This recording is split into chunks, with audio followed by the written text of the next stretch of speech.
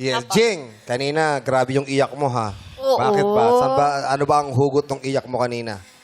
Kasi po yung anak ko po, dalawa ng college.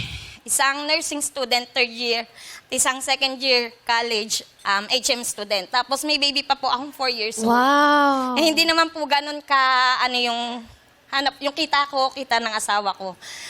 Yung nairaraos lang po namin yung tuition nung panganay ko dahil sa tulong ng kooperatiba, saka ng 5-6.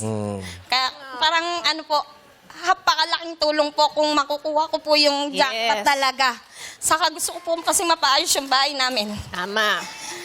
May paglalaanan talaga ng Opo. pera. Yeah. Grabe yung Correct. 5-6, ano? Oo, I mean, nakakatulong ng panandalian, pero hindi siya talaga yung Pag hindi ka kakayanin mo nakabayad. Pansamantalang buhay. solusyon po. Yun na nga, hindi siya talaga sustainable. Tsaka pag hindi ka nakabayad, syempre. Iyon talaga. Yung May interest ang kasi. sakit.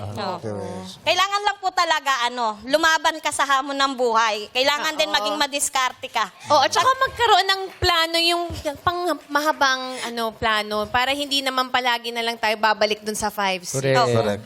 Eh, Ayoko rin talaga ng Gusto ko rin naman Tama. hindi po talaga ako yung tipong palautang. Hiram lang po Tama. talaga ako kung di rin lang ano bang emergency. trabaho mo ngayon? Gumagawa po ako ng sandwich. Ay, Okay. Sausage maker po Sandwich. ako. Ham cheese, ham salad, ham egg, tuna, chicken, ham egg. Yung mga, Kanino mo siya binibenta? trabahador lang po ako, pakyawan. Ang 100 pieces na sandwich, ang 300 pieces na sandwich, 100 pesos lang po yun, pasahod sa amin. Oh, saan ang 300. pwesto niyan? Po siya, bahay lang po, malapit lang din po sa amin, kaya kahit papano, hindi po ako hindi ako namamasahe, tapos nababantayan ko pa po yung maliit at po. saka sa Tama. kanila lahat ng ingredients. Correct. Kumbaga, ikaw lang ang Talagang bubuo gawa ng lang akong sandwich. palaman, balo, tapos isasampuan mo. Sila na bahala doon pagtapos po Si noon. Mister, anong trabaho? Ang asawa ko po ay isang house painter. Sa Tagalog ay nagpipintura ng bahay. Okay. Painter. Painter. Yes! Oh, why not? Nagbibigay kulay Kasi sa mga gaganda bahay nila kung wala yung asawa ko. For the aesthetic. Marangal na trabaho. Yes, Maganda. po. Dapat pinagmamalaki natin Yes, yan, po. di ba? Okay. Yung dalawang anak mo nag-aaral, tama? Opo. I'm sure mapapanood nila to or napapanood nila to. Of course, Lagi po silang nanonood. alam nila kung ano yung pinagdadaanan yung mag-asawa. Anong gusto mong sabihin sa kanilang dalawa na nag-aaral? Kahit anong igagapang namin sila. Kahit na mahirap kumita, mahirap ang hanap buhay namin, napapagod. Pero lahat kakayanin naming mag-asawa para sa kanila.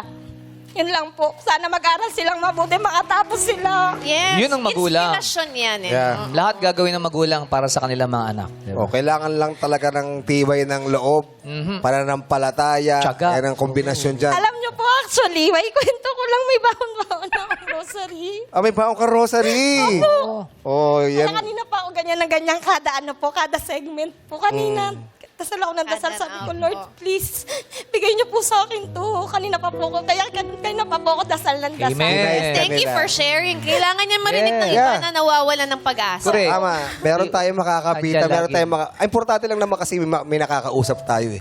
Pwede natin kausapin yung nasa taas. Oh. Wala Ibang po faith kayong talaga mapagkatiwalaang tao.